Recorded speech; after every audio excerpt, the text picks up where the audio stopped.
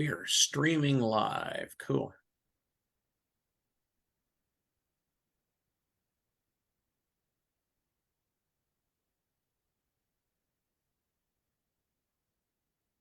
Oh, I know her. Oh, I know her. You've Welcome, packed the everyone. audience. You've packed the audience of people I know. Well, it should be an easy presentation then. Welcome, everybody, to St. Joseph Museum Psychology Social Hour. My name is Shelley Haynes. I'll be your host tonight. We have our guest speaker, Dr. James Reynolds, will be presenting, and I want to do a brief introduction with him. Before I get going, I do ask that you keep yourselves muted, and if you have questions, please pop them in the chat, and Dr. Reynolds will address them towards the end of the presentation. Here is a brief professional bio. He was the longest serving chief medical officer and chief forensic clinician for the state hospital in St. Joseph, NMPRC, across the street from the Glore, for 19 years. He is now currently in private practice and mostly does risk assessments and mental health evaluations for people facing criminal trials. He teaches mental health topics for regional medical schools and psychiatry training programs. He has been a psychiatry consultant to the Glore Museum for more than 20 years. And with that, Dr. Reynolds, I will let you take over. Okay, thank you. And hopefully I'm coming through okay. And I'm going to try to share my screen. And if I can do that successfully, we'll call it a real success right off the bat here. So let's see. Not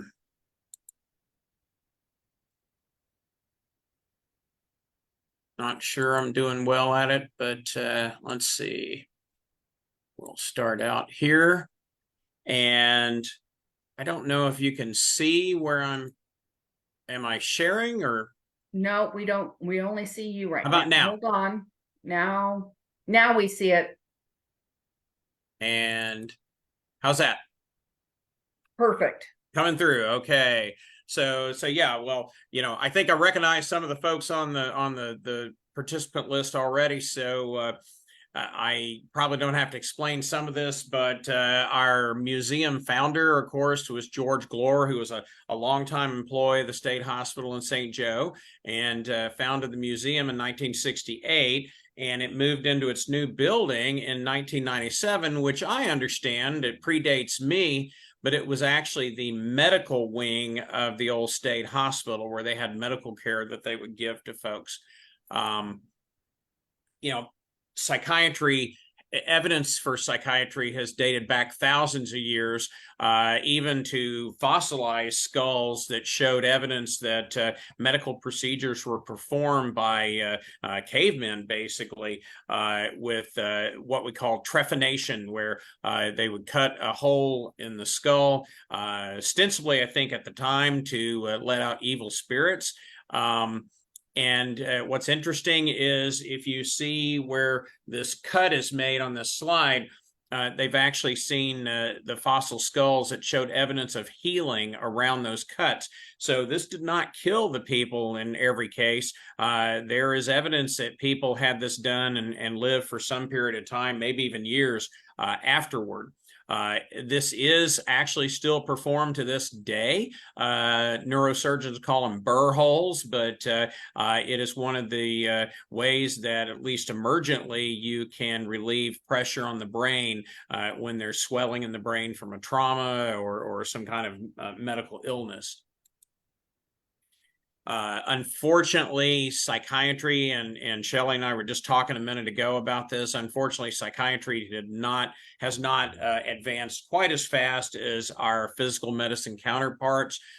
This is a slide of William Norris, who was literally chained to the wall at Bedlam Hospital in England for 10 years. And Unfortunately, the poor man, after he came to the attention of some compassionate authorities, and they did contrive for his release, he was so weakened by the experience that he only survived a few more weeks before he succumbed to illness.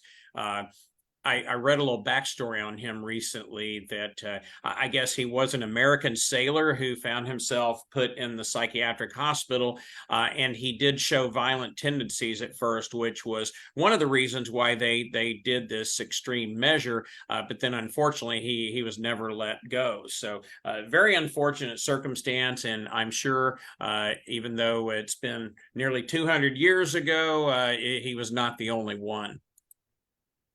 As Scott Clark used to give this part of the talk when we would do it together, he talked about phrenology, which was a science of studying the shape of the skull or features on the skull, and assigning personalities and behavior styles to people based on that. As you can see here, there were people that might have a face that looked like a hog, and they were considered maybe stubborn and bullish. And there were other people that had more of a face of a lion, and they were considered more heroic and leadership oriented. Of course, this didn't make a lot of sense scientifically, but it was studied well into the 1900s. In fact, there were Nazi scientists that studied this very carefully and would base some of their racial prejudicial policies on the shape of people's skulls and features like that. Benjamin Rush became what we consider the father of American psychiatry. He was mid-1700s to early 1800s, and he tried to bring a certain amount of compassion to psychiatry and basically elevate it to the science of a medical practice rather than some of the barbaric things that they were doing prior to that. Nevertheless, they still, in many cases, could not cure or even really treat mental illnesses. And as folks that have ever worked across the street at the state hospital know, in some cases, unfortunately, these illnesses can lead to aggressive behavior. So they did have restraint chairs and other devices that would be used when they couldn't, basically address these things in any other way. I think Dr. Rush's fame is coming from the fact that, they at least tried to do it in a little more compassionate and less harmful way than in the Middle Ages. You can see some of these things were quite punitive and quite barbaric to our standards today. Of course, as some of our audience is quite aware, Joint Commission, which surveys our hospital just like they would Mosaic or any other general hospital, would frown greatly on overuse of restraints or using devices like this now that we have much more humane methods of helping people not be harmful to themselves or others. Dr. Thomas Kirkbride came up with a style of building that he felt facilitated care for the mentally ill in a humane setting. And our old state hospital building is one of the old Kirkbride buildings, and was built with the idea in mind of having a soothing and healthy place for people to spend many times the rest of their lives. As Mr. Clark used to tell in his talk, they would tell people to bring the clothes they wanted to be buried in because they might not ever leave. Dr. Catlett was the first superintendent, and I'm not sure at that time whether the superintendent and medical director jobs were combined or whether there was a different role. But Dr. Catlett was the first superintendent of the state hospital here in St. Joe, which was called State Hospital Lunatic Asylum number 2 at the time, number 1 being at Fulton. Basically, he thought that there should be hope brought to the treatment of people suffering from mental illnesses, and did his best to bring us out of that middle age way that we used to treat people with these afflictions. One of the things that I really thought was interesting when I did the research behind this talk was the the idea that people would be sitting here and looking at these devices and touring the museum and seeing these old machines and apparatus and really be thinking they didn't really do that to people, did they? And in fact, I was astonished to find out that literally within my parents' generation's lifetime, they did in fact use a lot of these treatments and devices. And it was interesting to go back into our old records and find evidence of progress notes where the doctors and therapists literally documented the effects of some of these treatments on the people that they were being used. This is how we look now. Of course, we have a little more grass now, fortunately, but this is our hospital building and associated cottages. And boy, this must have been right after we opened, or maybe even right before in 1997. But you can see it's a lot different, more modern looking facility than the old Kirkbride building. So I wanted to give some case histories. This was the meat of this talk. Particularly focused on the some of the exhibits in the museum that you'll see when you tour it. And if I was there and we did this in person, I could actually point these out as we go from room to room. But the first one that I want to talk about is that box you see called the inductotherm, or it's basically a box that you sit in with a rubber gasket around your neck to keep the heat in, and these heat lamps inside the box. And the idea was literally to jack up your body temperature. And what they were doing then was treating syphilis. Syphilis has a huge number of mental health effects, especially in the later stages. And in fact, it's an interesting thing. Just this fall, I've actually had 2 forensic cases that I've evaluated that both had active syphilis symptoms, neurosyphilis symptoms, and some or all of their mental health issues were coming, I think, from the syphilis. And so the first thing I did, as I found them incompetent to go to court on their charges, was highly recommend that they get in with a reputable infectious disease department somewhere and get their syphilis treated. And hopefully in both those cases, I hope to see them in a few weeks doing much better and maybe resolving some of those mental health issues. But this machine called the inductotherm was based on the principle that spirochetes, or the organisms that cause syphilis, are sensitive to heat. So when a person in the body, when the body has a fever, it's the body's way of attempting to treat using the heat, the elevated temperature, to kill off the organisms. And so we didn't have the medicines back then that we could use to treat syphilis, which is basically penicillin, and those antibiotics were related to penicillin. So the only thing we had to do back in the 20s and 30s was put them in these cabinets and crank up their temperature high enough to get rid of the syphilis organisms.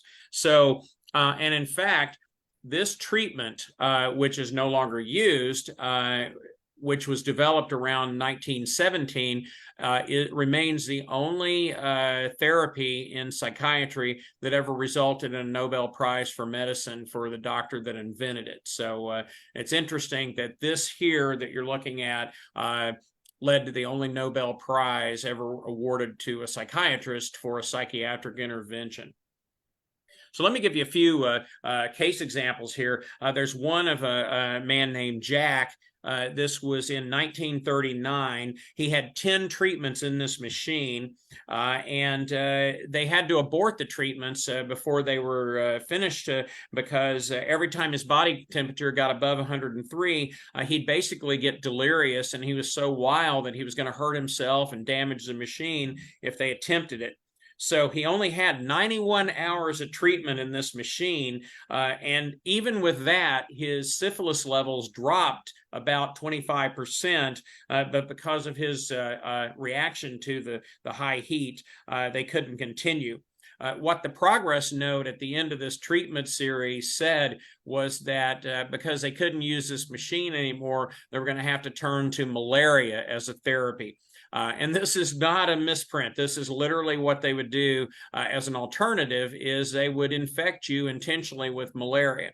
Malaria, and I've only seen one case in my 34 years of practice, malaria causes extremely high spikes in body temperature, and they would inject the malaria. The person would get high fevers. It would kill off the syphilis germs, and then at that point in time, in the 30s, they could actually treat malaria with quinine. So then they would kill off, hopefully, the malaria, hopefully before you died, and then it's a win-win. So this poor gentleman, I have no idea how his treatment ended up with the malaria, but that's what they used as a second stage for him. A second gentleman named Burt in 1942. He had syphilis with associated mental health symptoms, including depression and self-injurious behavior. He had 17 treatments. He spent a total of 99 hours in that machine. For 87 of those hours, his temperature was above 104 degrees. And for 50 hours, his temperature was above 106 degrees. His max temp climbed to 107.8 for 10 minutes. Now, as a doctor, I would say that is definitely in the territory where you are literally frying his brain. But their comments were in the progress notes that while he would get delirious and active and agitated during the treatments, as soon as the temperature was lowered, he would become apologetic. And after his treatment course was ended, he showed, quote, good insight and judgment. In fact, he told the doctor, I was crazy as hell when I came down here, doc, and he was transferred out, much improved. Another gentleman named Grover in 1942, he was a 54-year-old man. He also had 17 treatments. He spent 100 hours over 103 temperature. He had meningocerebral encephalitis was his diagnosis. He had a lot of psychotic symptoms with this, and at the end of his treatment, he showed, quote, decided mental improvement with the therapy, and he was recommended for parole to his daughter if he would continue his treatments on the outside. So that was how they would use this heat box. Now, the hydrotherapy. Back in the 1930s, the Colorado State Hospital actually spent $2 million for a hydrotherapy facility, and we here at the State Hospital in St. Joe had one very similar to theirs. Ours was built also in the late 30s, and they would use these different treatments, and they were a combination of hot water, cold water, ice water, and brisk stinging water jets that they would use to treat different kinds of mental afflictions. Of course, again, this was well before they had any psychiatric drugs to treat these things with, so they were doing the best they could, honestly, at the time.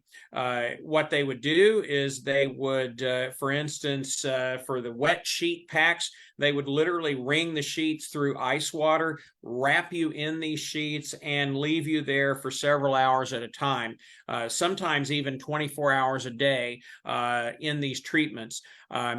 Interestingly enough, even though they're wrapping you in the cold sheet, the biggest danger of this treatment was hyperthermia, where people would actually start to overheat after they'd been wrapped up for several hours, and they had to have close watch by attendants to make sure that you didn't get too hot.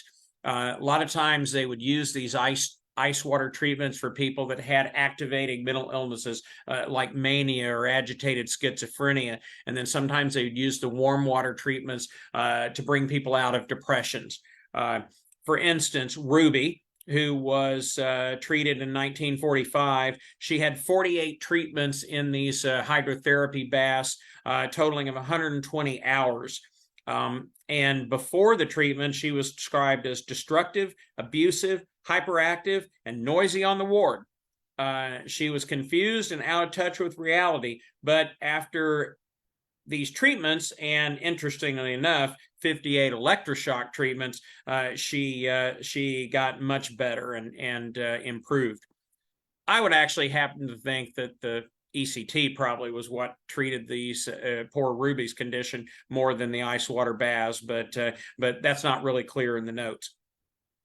A gentleman named Charles in July of 1939 had 2 hours in the baths per day for a total of 30 days or 60 hours.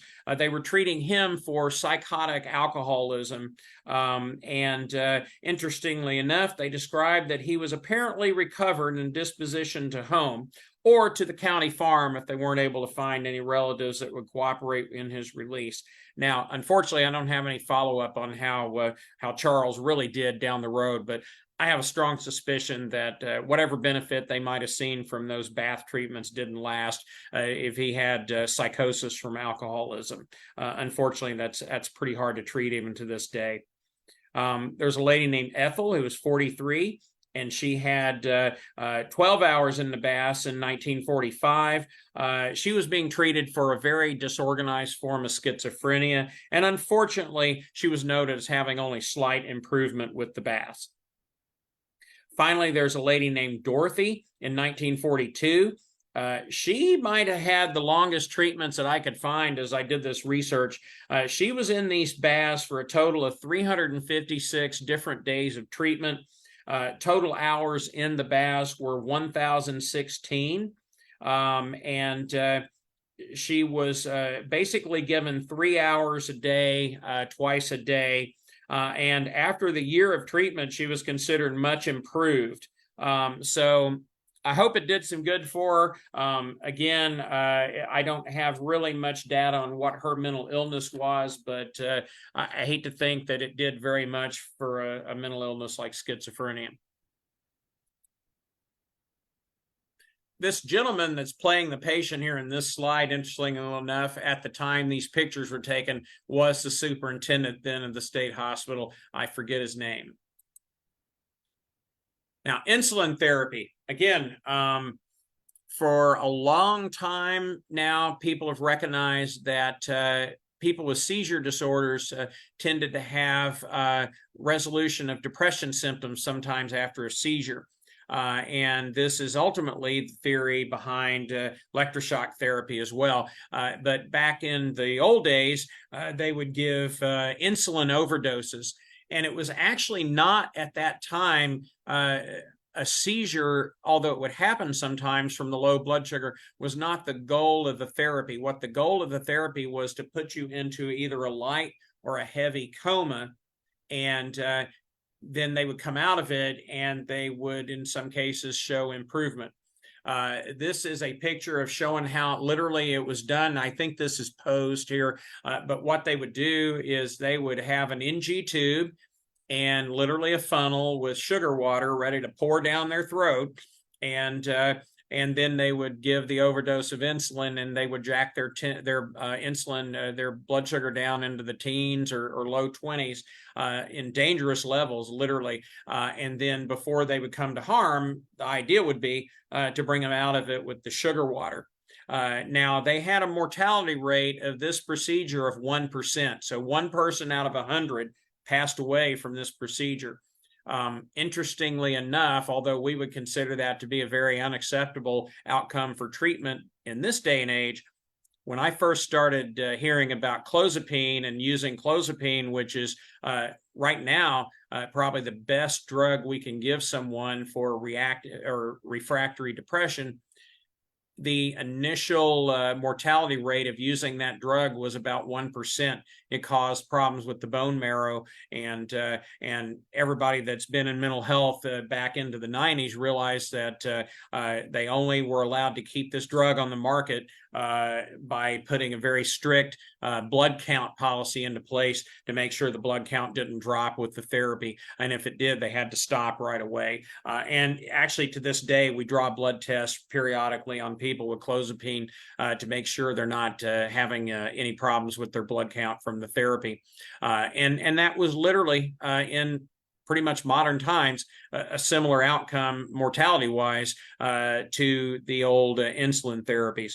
Now, I'll give you a little idea of how this worked in practice. In 1937, a lady named Hazel was given 120 treatments of this insulin shock therapy.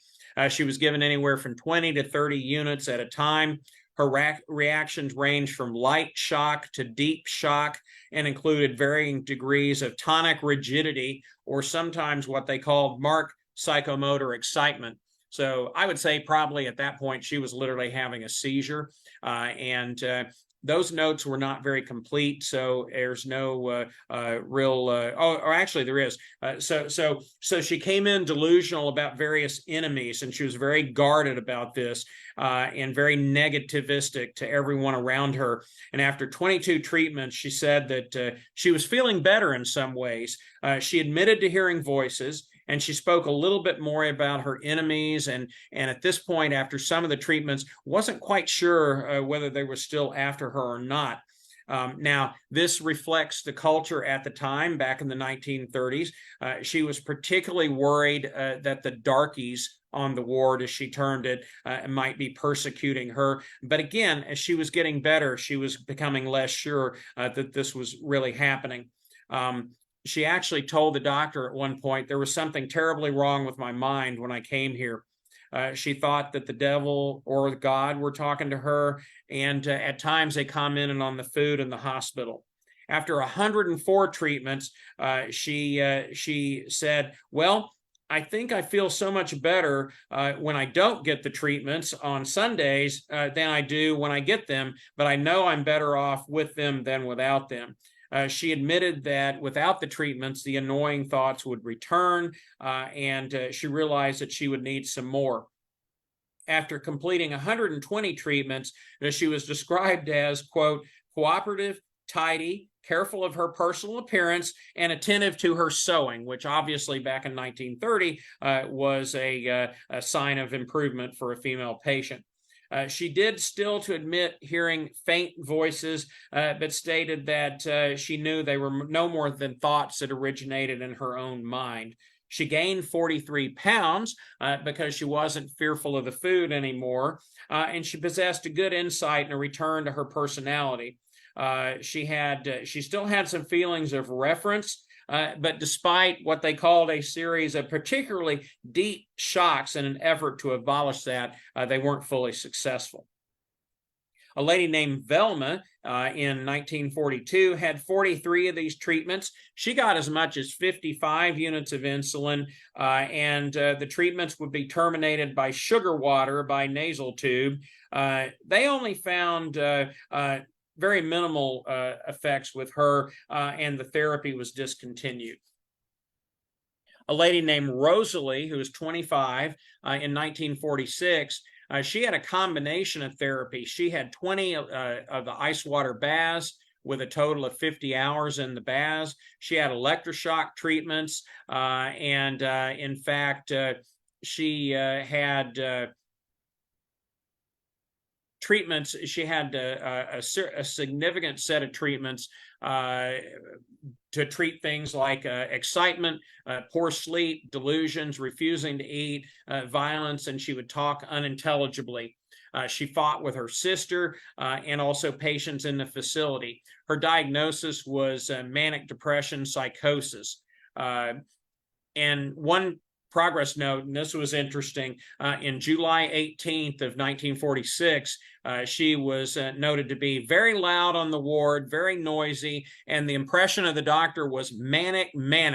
Now, if you're double manic, I presume in 1946 that was bad. So they prescribed her what they called an intensive course of electroshock treatments on 4 days between July 23rd and July 27th of 1946. In those 4 days, she got 3 treatments a day for a total of 12 treatments. Now, to put it in perspective, they do these, Dr. Epp does these to this day at Mosaic. Generally, your therapy regimen will be 1 treatment every other day for several weeks. So a maximum of 3 a week. This lady got 12 in 3 days. There's no progress note on this case from July 18th until August 29th. And when they say, and I quote, she has not menstruated since regaining consciousness. And I'm thinking, oh my God, they just literally knocked this lady out with ECT. But there's unfortunately no further notes in the chart on that case. So I don't really have any way of knowing whether she actually got better with her mental symptoms or not.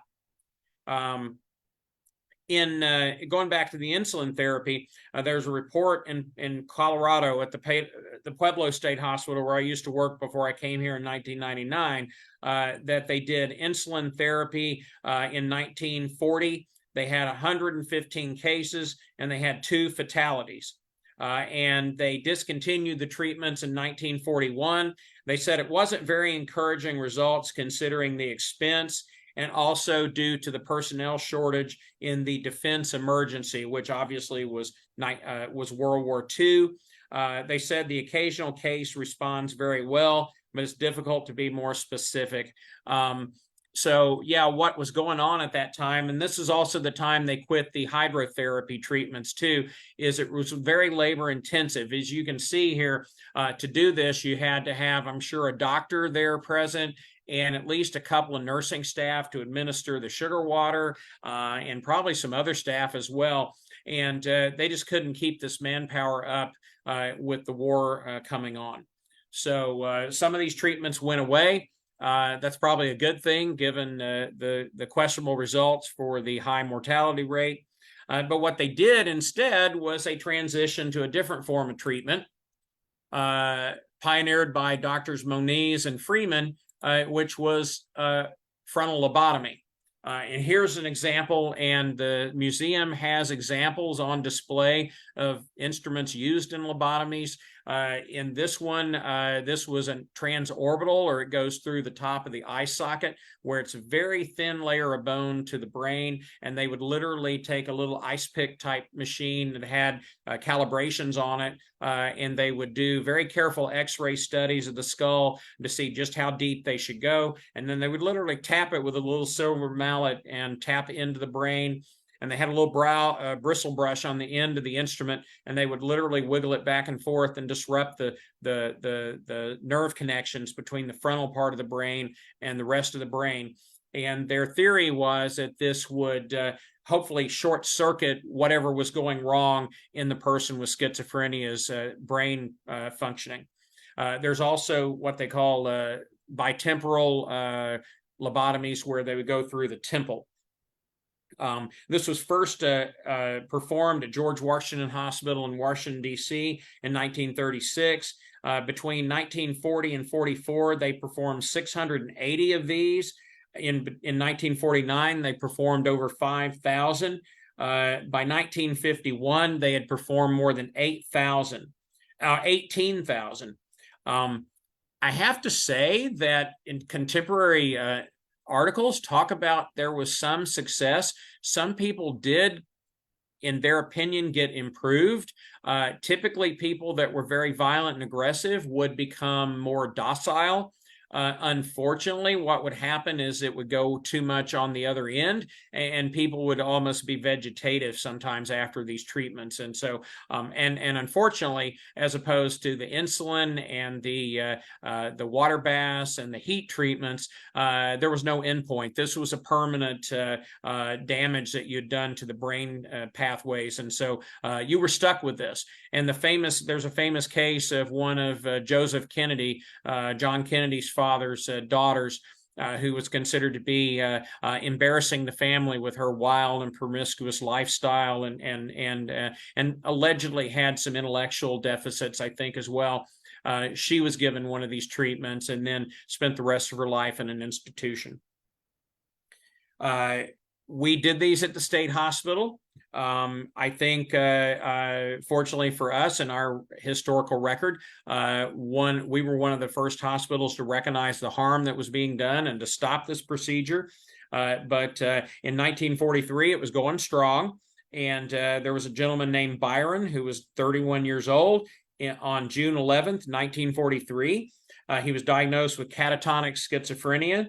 They'd given him 51 days of the insulin therapy and 37 electroshock treatments, and he had been institutionalized for 8 years.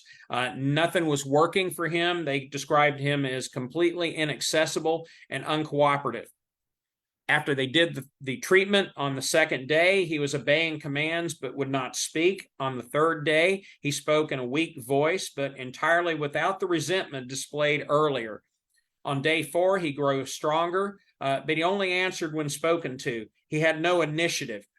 what you're probably looking at there is the fact that his executive functioning, that what is controlled by the frontal lobes, which controls your higher level of functioning, your decision-making capacity, and your higher level of thought, had been severed. And so you had a person who would respond and was docile, but they weren't really initiating things on their own. He would say good morning when the doctors came in the morning to greet him, but he looked, quote, like a somnambulist and answered questions only as if it required a great deal of effort. But he seemed to try to cooperate. At times, he would smile faintly. 6 weeks later, a progress note states that he is much deteriorated, confused, disoriented, and shows no insight. It said there can be no statement made regarding changes in his mental deficiency since he was entirely inaccessible before the operation. However, there did seem to be less negativism, whatever that means. Mary, a 55-year-old female in 1949, was given a transorbital lobotomy. She was, prior to her procedure, highly delusional and hallucinating, had fragmented thoughts, incontinent, was poorly oriented, often vulgar and abusive. She failed 19 electroshock treatments in 1948. And I think most people would argue to this day that ECT is not a very good modality to treat schizophrenia. After her procedure in 1949, at 6 months, she was described as quiet and cooperative. We were able to elicit a little sensible conversation at times. She was sweet and smiling at times, but could change in a moment into a rage with contorted face, swearing, and vulgar and abusive. They did think that she had made a good adjustment on the ward, but they felt that she was quite badly deteriorated. And then here's the kicker. The final comment in this progress note from a Dr. M.F. Robinson was, there's no question but that she had suffered schizophrenic deterioration before her operation. So this was sad because what you were seeing here was the effects of doing the procedure on the brain and causing that damage. But in their ignorance, in their not failing to realize what they were doing, they were attributing people that got bad outcomes to this as being just extra sick people before they had the procedure. I'll finish up with a tale of a lady named Clara, a 51-year-old lady who also had her treatment the day after Mary, July 8th of 1949. She was a high school graduate with some college. She was also noisy, violent, and delusional. She had tried hydrotherapy for several months, 294 hours of therapy, in fact, and 34 ECT treatments that had all failed. So 6 years later, they tried the lobotomy. She had a lot of serious side effects in the few hours right after the procedure. On day one afterwards, she was known to be silly and giddy, crawling about the floor. And although she would respond to direction, she'd return to the habits very soon. She became unable to control her reaction. She would be silly and giggly, but also she was lovable. I don't think we'd ever describe a patient in the progress notes in this day and age as being lovable. But by day 4, they had to keep her restrained in a chair from disturbing other patients. And so then they tried to add the electroshock therapy on top of the lobotomy. And they described Clara as, of all their patients they had done this on recently, she was the only one that showed no immediate improvement. She was incontinent, restless, and had to be strapped into a chair to keep from bothering the other patients.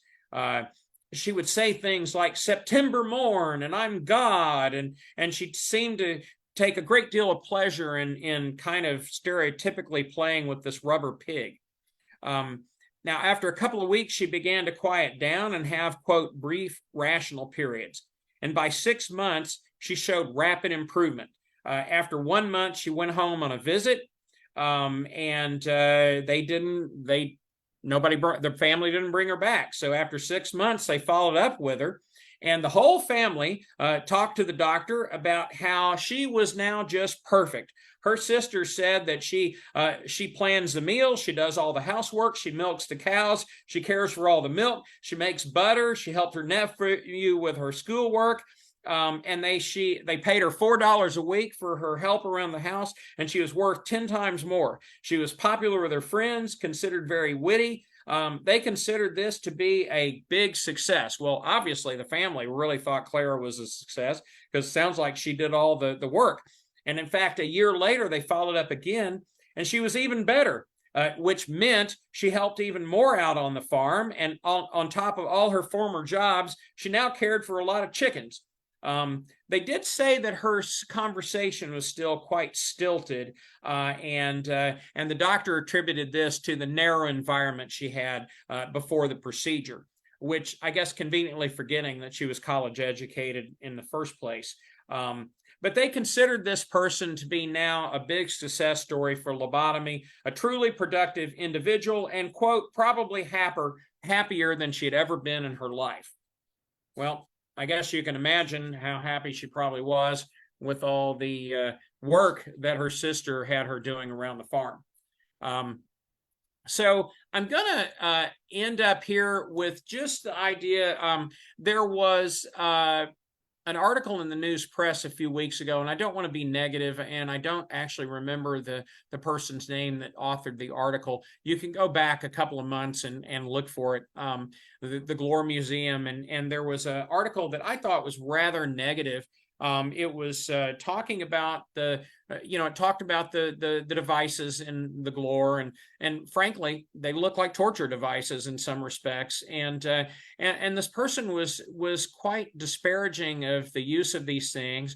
And I don't think really understood the context that people were trying to help, even though they weren't doing it in a good way, but they were doing the best that they thought they could at the time.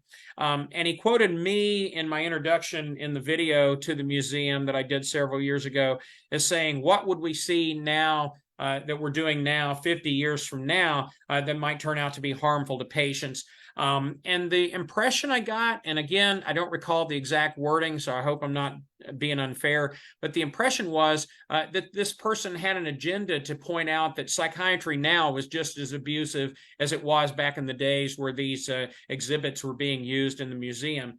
And I took great exception to that and actually pointed out to the people that run the museum that they might want to invite this person back sometime, and I'd be even happy to talk with them and try to educate them a little bit better.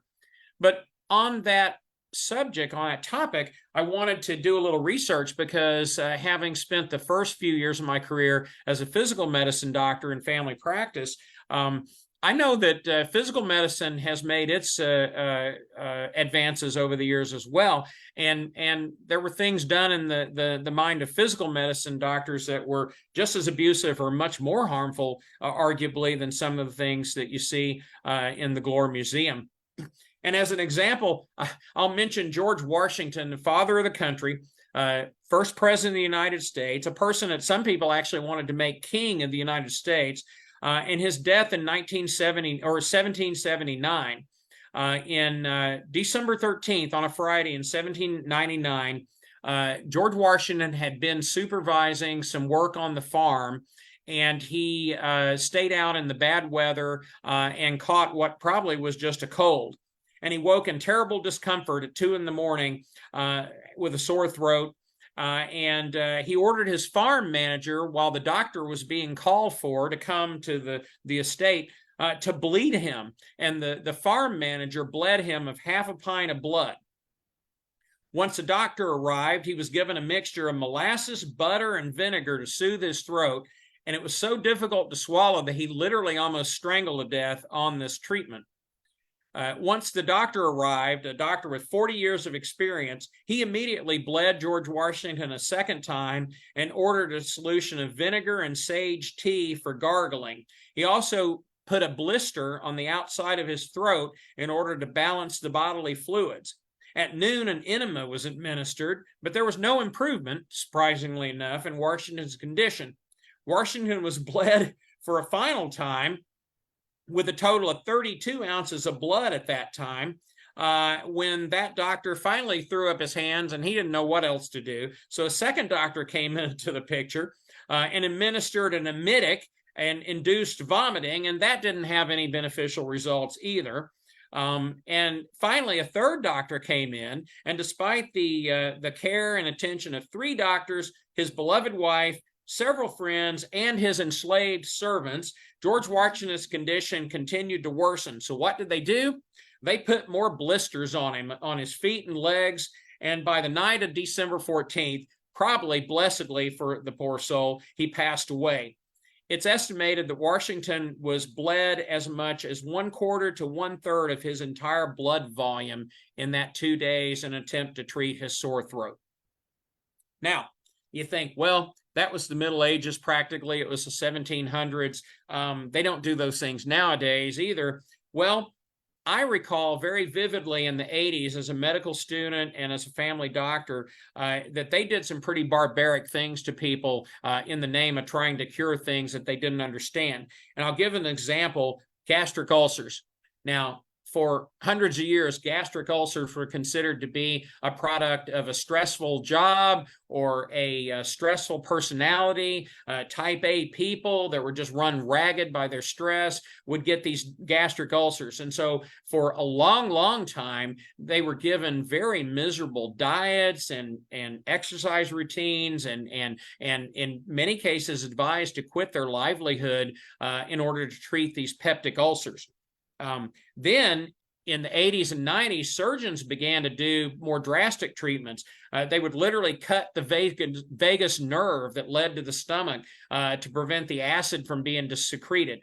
They would cut out chunks of the stomach, or in some cases do an entire gastrectomy to get rid of the stomach so there wouldn't be any more ulcers. Now, these, of course, were life-changing alterations to the body.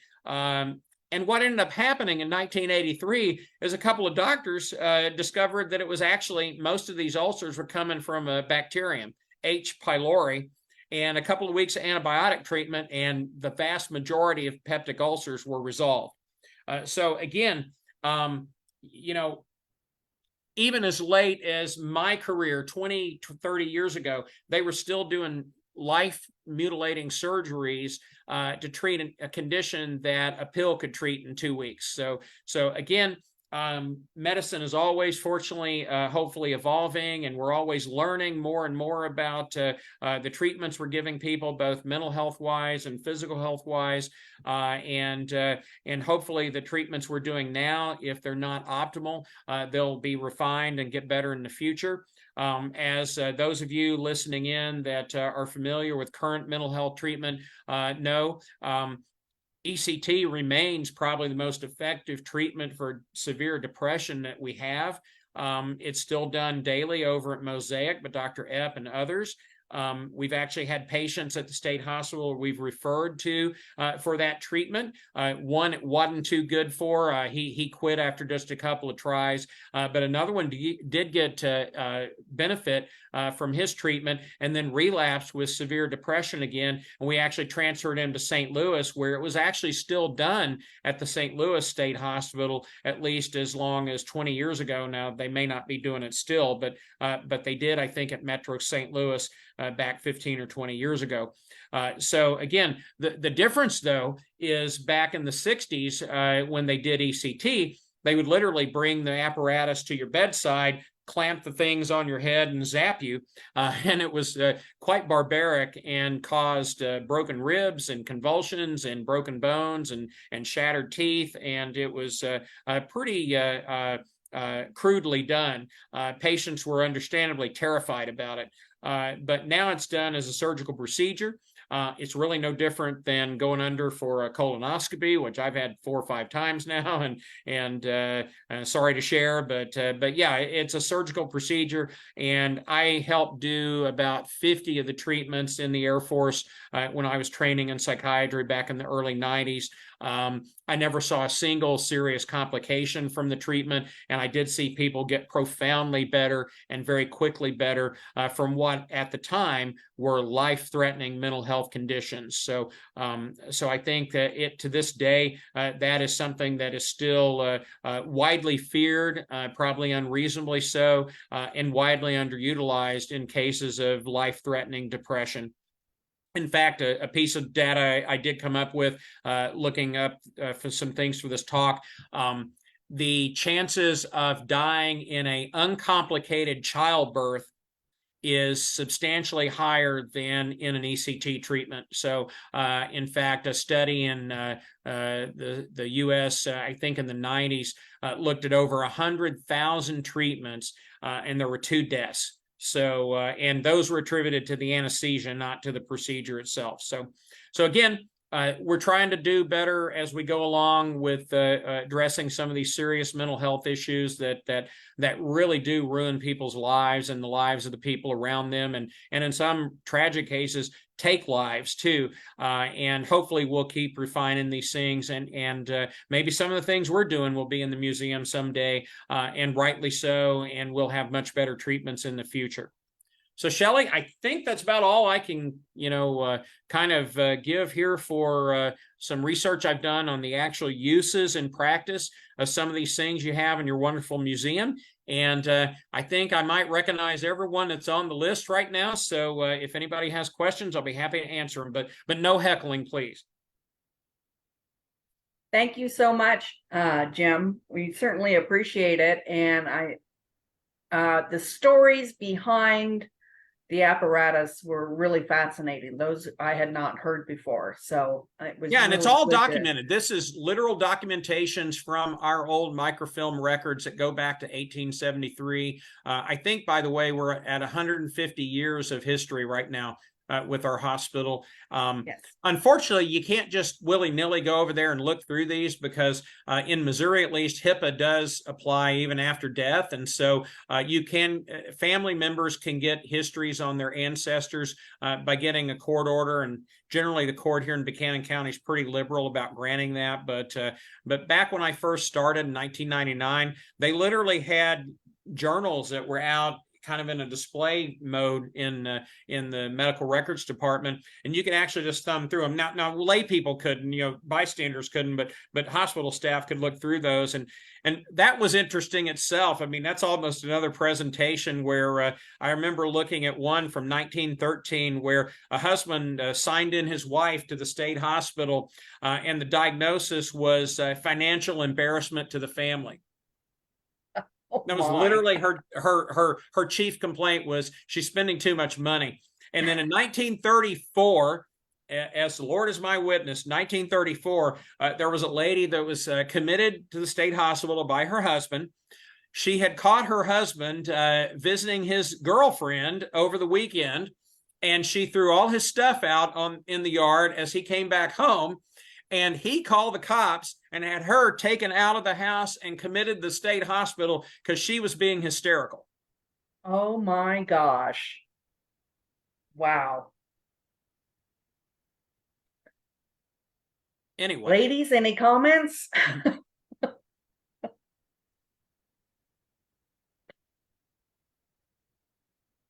I must have done a damn good job. You must have. Or they don't know how to unmute themselves, so. And there's nothing in the chat box either. So, may I ask if Mary is the Mary that was my old boss over there?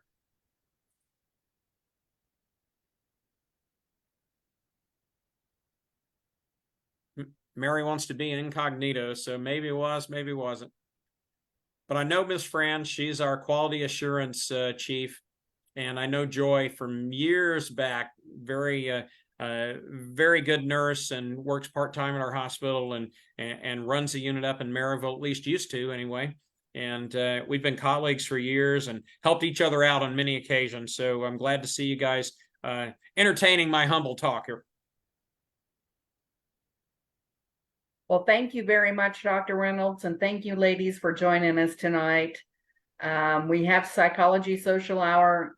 We have a comment from Lisa. Excellent presentation. Thank you for the informational case studies. Oh, what is next month? Is there one next month? I'm curious. I'm aware of we have them every other month, so there will be one in January. I've yet to line up the presenter. I'll be doing that in the next week or two. And check out our website, stjosephmuseum.org, under the events tab, and you'll find out who is next in line. Yeah. Are they generally online, or are they in person? We do them all online now. Ever since COVID, our Sure. director has decided we do Zoom. We also do Facebook Live, and then I post it to our YouTube channel. Sarah, our director, says she feels like we don't get a lot of people at the time of the presentation, but as the time passes, people in the comfort of their own homes can go and look at these things and listen to the presentations. And that gives them a sense of privacy. And she feels like it's serving an important purpose. So, Oh, so this is something that people could select later on. yep, absolutely. Cool. Yeah. Okay. Well, I am going to sign off if I know how to do that. So, Sounds good. Thank you so much. yep, You you have a are good welcome. holiday. I am happy to help. Thanks a lot. You bet. Bye-bye.